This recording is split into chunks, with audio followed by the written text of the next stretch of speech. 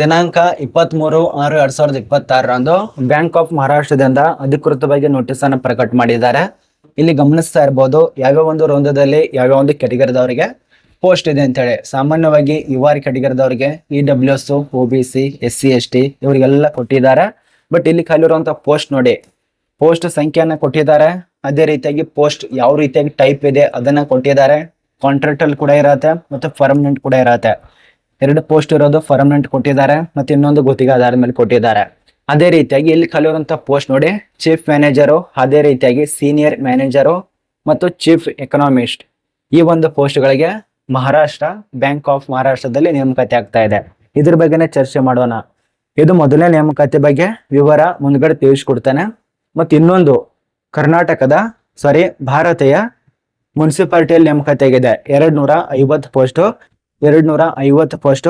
ಅಲ್ಲಿ ಯಾವ್ಯಾವ ಪೋಸ್ಟ್ ಇದಾವ ಒಂದು ಸಾರಿ ತಿಳಿಸ್ಕೊಡ್ತಾನೆ. ಸಹಾಯಕ ಗುಮಾಸ್ತ, ಹಿರಿಯ ಗುಮಾಸ್ತ, ಕಚೇರಿ ಆಡಳಿತ ಸಿಬ್ಬಂದಿ, ಕಂದಾಯ ವಿಭಾಗದ ಬೆಂಬಲಿ ಸಿಬ್ಬಂದಿ. ಅರ್ಥ ಮಾಡ್ಕೊಳ್ಳಿ, 4 ಪ್ರಕಾರ ಪೋಸ್ಟ್ ಇದಾವೆ. 250 ಹುದ್ದೆಗಳಿರತ್ತೆ, ಅದರಲ್ಲಿ 4 ಪ್ರಕಾರ ಪೋಸ್ಟ್. ಅಲ್ಲಿ ಯಾವ್ಯಾವ ಪೋಸ್ಟ್ ಇದಾವೆ, ಯಾವೊಂದು ಸಂಸ್ಥೆ, ನೇಮಕಾತಿ ಹೆಂಗಿರತ್ತೆ, ಅದು ಪರ್ಮನೆಂಟ್ ಇದೆಯಾ ಅಥವಾ ಗುತ್ತಿಗೆ ಆಧಾರದ ಮೇಲೆ ಇದೆಯಾ, ಎಲ್ಲ ಚರ್ಚೆ ಮಾಡೋಣ. ಈ ಒಂದು ವಿಡಿಯೋದಲ್ಲಿ 2 ಇಲಾಖೆ ಬಗ್ಗೆ ಚರ್ಚೆ ಇರತ್ತೆ. ಕೊನೆಸನಕ ನೋಡಿ, ಸಾಮಾನ್ಯವಾಗಿ ಮಹಿಳೆಯರು, ಪುರುಷರು, ಅಂಗವಿಕಲದವರು, ಇಲ್ಲಿ ನೋಡಿ OC, VI, HI, ID ಇವರೆಲ್ಲ ಅಂಗವಿಕಲದವ್ರು ಇರ್ತಾರೆ. ಅಂತವ್ರು ಕೂಡ ಅಪ್ಲಿಕೇಶನ್ ಹಾಕೋದಕ್ಕೆ ಅವಕಾಶ ಇರತ್ತೆ. ಇವೆಲ್ಲ ಕೂಡ ಫ್ರೆಶ್ ನೋಟಿಫಿಕೇಶನ್ ಆಗಿರತ್ತೆ. 23ನೇ ತಾರೀಕು ಅಧಿಕೃತವಾಗಿ ನೋಟಿಸ್ ಅನ್ನ ಪ್ರಕಟ ಮಾಡಿದ್ದಾರೆ.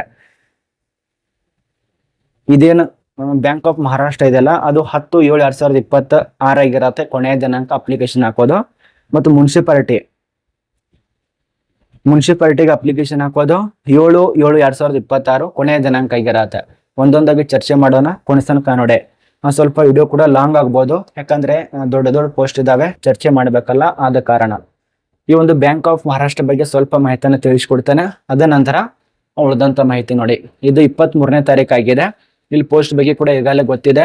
ಮತ್ತೆ ಏನೇನು ಪೋಸ್ಟ್, ಏಜ್ ಲಿಮಿಟ್ ಅನ್ನ ಒಂದು ಸರಿ ಗಮನ ಇಟ್ಟು ನೋಡಿ, ಹುದ್ದೆಗೆ ತಕ್ಕಂತೆ. ಇಲ್ಲಿ ನೋಡಿ, ಇದು ಮೊದಲನೇ ಪೋಸ್ಟ್. ಇಲ್ಲಿ ಖಾಲಿರುವಂತ ಮೊದಲನೇ ಪೋಸ್ಟ್ ಮುಖ್ಯ ಅರ್ಥಶಾಸ್ತ್ರಜ್ಞ. ಈ ಒಂದು ಮುಖ್ಯ ಅರ್ಥಶಾಸ್ತ್ರಜ್ಞ ಹುದ್ದೆಗೆ ಕನಿಷ್ಠ ಬಗ್ಗೆ ಗರಿಷ್ಠ ಕೊಟ್ಟಿದ್ದಾರೆ. ಗರಿಷ್ಠ 55 ವರ್ಷ ವಯೋಮಿತಿ ಇರಬೇಕಾಗತ್ತೆ. ಪ್ಲೇಸ್ ವರ್ಕ್ ಎಲ್ಲಿರತ್ತೆ, ಪುಣೆ ಮತ್ತು ಮುಂಬೈದಲ್ಲಿ ಕೆಲಸ ಇರತ್ತೆ. ಕ್ವಾಲಿಫಿಕೇಶನ್ ಏನಾಗಿರ್ಬೇಕು, ಪೋಸ್ಟ್ ಗ್ರಾಜುಯೇಟ್ ಡಿಗ್ರಿ ಆಗಿರ್ಬೇಕಾಗತ್ತೆ.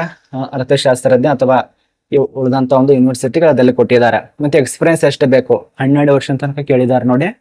ಎಕ್ಸ್ಪೀರಿಯನ್ಸ್ ಇದ್ದವರು ಅಪ್ಲಿಕೇಶನ್ ಹಾಕಿ. ಇದು ಮೊದಲನೇ ಪೋಸ್ಟ್. ಇನ್ನು 2ನೇ ಪೋಸ್ಟಿಗೆ ಮಾಹಿತಿ ನೋಡಿ. ಇದ್ಯಾವುದು, ಚೀಫ್ ಮ್ಯಾನೇಜರ್ ಅಂತ ಹೇಳಿ. ಇದಕ್ಕೆ ಪರ್ಮನೆಂಟ್ ಜಾಬ್ ಇರುತ್ತೆ. ಇದು ಎಕ್ಸ್ಪೀರಿಯನ್ಸ್ ಕೂಡ ನಿಮ್ಗೆ 5 ವರ್ಷ ತನಕ ಕೇಳಿದ್ದಾರೆ. ಇದಕ್ಕೆ ವಯೋಮಿತಿ ಎಷ್ಟಿದೆ, ಇದಕ್ಕೆ 40 ವರ್ಷ ತನಕ ಇದೆ ನೋಡಿ. ಮಹಿಳೆಯರು ಪುರುಷರು ಹಾಕ್ಬಹುದು, ಬಟ್ 40 ವರ್ಷ ತನಕ ಇರತ್ತೆ. ಇನ್ನು 3ನೇ ನೇಮಕಾತಿ ಅಂದ್ರೆ 3ನೇ ಪೋಸ್ಟ್ ಬಗ್ಗೆ ಮಾಹಿತಿ ಇಲ್ಲಿದೆ. ಸೀನಿಯರ್ ಮ್ಯಾನೇಜರ್ ಅಂತ ಹೇಳಿ, ಇದು ಕೂಡ ಪರ್ಮನೆಂಟ್ ಹುದ್ದೆ. ಇದಕ್ಕೆ ಡಿಗ್ರಿ, ಪೋಸ್ಟ್ ಡಿಗ್ರಿ ನಾನು ಇಲ್ಲಿ ಬೇಸಿಕ್ ಆಗಿ ತಿಳಿಸ್ಕೊಡ್ತೇನೆ, ಬಟ್ ನಿಮಗೆ ತೋರಿಸ್ತಾ ಇದ್ದೇನೆ, ಪ್ರೂಫ್ ಇದೆಯಲ್ಲ, ಆದ ಕಾರಣ 25ರಿಂದ 38 ವರ್ಷ ತನಕ ಅವಕಾಶ. ಇದಕ್ಕೆ ತಕ್ಕಂತೆ ನಾನೀಗ ಬೇಸಿಕ್ ಆಗಿ ತಿಳಿಸ್ಕೊಡ್ತೇನೆ ನೋಡಿ. ಇದು ಬ್ಯಾಂಕ್ ಆಫ್ ಮಹಾರಾಷ್ಟ್ರದಲ್ಲಿ ಖಾಲಿ ಇರತ್ತೆ. 23ನೇ ತಾರೀಕು ಜೂನ್ ರಂದು ಬಿಡುಗಡೆ ಮಾಡಿದಂತ ನೋಟಿಫಿಕೇಶನ್.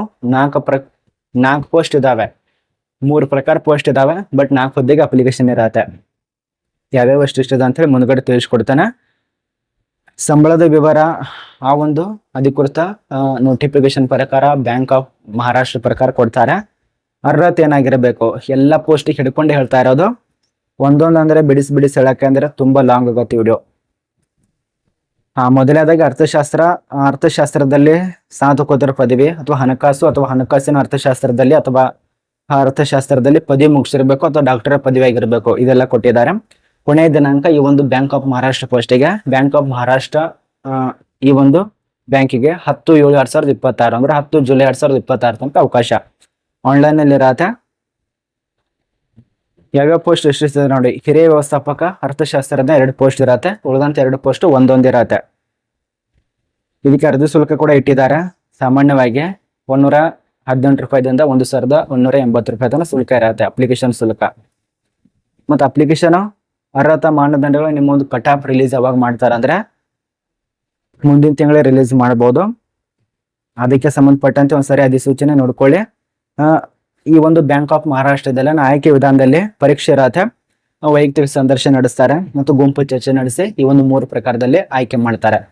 ಇದು ನಿಮಗೆ ಗೊತ್ತಾಯ್ತು. ವಯೋಮಿತಿ ಪ್ರತಿಯೊಂದು ಮಾಹಿತಿ ಬ್ಯಾಂಕ್ ಆಫ್ ಮಹಾರಾಷ್ಟ್ರ ಬಗ್ಗೆ ಗೊತ್ತಾಯ್ತು. ನೋಟಿಫಿಕೇಶನ್ ನಮ್ಮ ಒಂದು ಟೆಲಿಗ್ರಾಮು ಅಥವಾ ವಾಟ್ಸಾಪ್ ದಲ್ಲಿ ಸಿಗತ್ತೆ, ಚೆಕ್ ಮಾಡ್ಕೊಳ್ಳಿ. ವಾಟ್ಸಾಪ್ ದಲ್ಲಿ ಹೋದ್ರೆ ಅಲ್ಲಿ ಸಿಗತ್ತೆ, ಚೆಕ್ ಮಾಡ್ಕೊಳ್ಳಿ. ನನಗೂ ಕೂಡ ಮೆಸೇಜ್ ಮಾಡಬಹುದು. ಇನಿ ಒಂದು ಮುನ್ಸಿಪಾಲಿಟಿ ನೋಡಿ.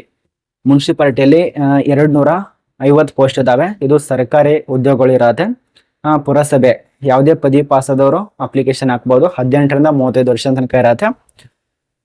ಇದಕ್ಕೆ 23ನೇ ತಾರೀಕು, ಇದೊಂದು ಅರ್ಥ ಮಾಡ್ಕೊಳ್ಳಿ, ಜೂನ್ 23ರಿಂದ 7 ಜುಲೈ 2026 ತನಕ ಅವಕಾಶ ಕೊಟ್ಟಿದ್ದಾರೆ. ಇದೊಂದು ಆಫ್ಲೈನ್ ಇರತ್ತೆ, ಆನ್ಲೈನ್ ಮತ್ತು ಆಫ್ಲೈನ್ ಇರತ್ತೆ.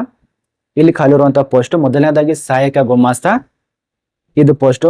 ಎರಡನೇದಾಗಿ ಹಿರಿಯ ಗುಮಾಸ್ತ, ಇನ್ನು ಮೂರನೇದಾಗಿ ಕಚೇರಿ ಆಡಳಿತ ಸಿಬ್ಬಂದಿ, ಇನ್ನು ನಾಲ್ಕನೇದಾಗಿ ಕಂದಾಯಿ ವಿಭಾಗದ ಸಿಬ್ಬಂದಿ ಅಧಿಕಾರಿ ಅಥವಾ ಬೆಂಬಲ ಸಿಬ್ಬಂದಿ. ಈ ಒಂದು ಪೋಸ್ಟ್ ಇದಾವೆ. ಇದು ನಿಮಗೆ ಗೊತ್ತಾಯ್ತು. ಮತ್ತೆ ಇದಕ್ಕೆ ಯಾರು ಅಪ್ಲಿಕೇಶನ್ ಹಾಕ್ಬೇಕು? ಯಾವುದೇ ಒಂದು ಪದವಿ ಆದವರು ಅಪ್ಲಿಕೇಶನ್ ಹಾಕಿ BA, BBA, BSc, BCom ಇತ್ಯಾದಿಗಳು, ಅಥವಾ ಮೂಲಭೂತ ನಿಮಗೆ ಏನಾದ್ರು ಕಂಪ್ಯೂಟರ್ ಜ್ಞಾನ ಇತ್ತಂದ್ರೆ ನೀವು ಕೂಡ ಅಪ್ಲಿಕೇಶನ್ ಹಾಕ್ಬೋದು. ಅದೇ ರೀತಿಯಾಗಿ ನೀವೇನಾದ್ರೂ ಕ್ಲರ್ಕ್ ಹುದ್ದೆಗೆ ತಕ್ಕಂತೆ ಅನುಭವ ಇತ್ತಂದ್ರೆ, ಟೈಪಿಂಗ್ ಮಾಡಕ್ ಬರ್ತಿತ್ತಂದ್ರೆ ಅಪ್ಲಿಕೇಶನ್ ಹಾಕ್ಬೋದು. ಸರ್ಕಾರಿ ಹುದ್ದೆಗಳಿಗೆ ಸಂಬಂಧಪಟ್ಟಂತೆ ಮಾನದಂಡಗಳು ವೈಮಿತಿ ಹೊಂದಿರಬೇಕು. 18ರಿಂದ 35 ಇದೆಯಲ್ಲ, ಅದಕ್ಕೆ ತಕ್ಕಂತೆ ಅಪ್ಲಿಕೇಶನ್ ಹಾಕ್ಬೋದು. ಅಪ್ಲಿಕೇಶನ್ ಹಾಕೋಕ್ಕಿಂತ ಮುಂಚಿತವಾಗಿ ಒಂದು ಸರಿ ಅಧಿಕೃತವಾಗಿರುವಂತ ನೋಟಿಫಿಕೇಶನ್ ಸರಿಯಾಗಿ ಚೆಕ್ ಮಾಡ್ಕೊಳ್ಳಿ, ಓದ್ಕೊಂಡು ಇಷ್ಟ ಇದ್ರೆ ಅಪ್ಲಿಕೇಶನ್ ಹಾಕಿ.